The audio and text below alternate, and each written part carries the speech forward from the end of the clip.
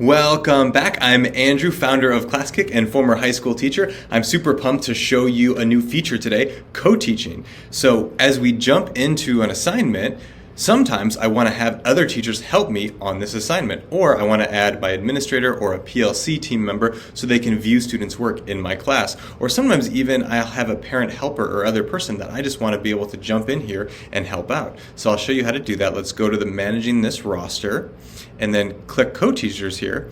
And just so you know, you can also get there if you just go on the sidebar to rosters and co-teachers and then navigate there in the same way. I'm going to add one teacher here, but you can add as many as you want to this roster. So now let's go over here to Ms. Smith's class, and in her account, now she has this co-taught roster from Mr. Pulaski. And when she jumps in here, both teachers can jump in and help these students. So I'll have this teacher give some feedback here. Great, they gave this sticker. While this teacher goes over here and gives another sticker. And then I'm going to have them both draw on the same slide over here. So we can just see that happening in real time. This teacher will just draw a little circle while this teacher jumps in. It's going to draw a little triangle. Great.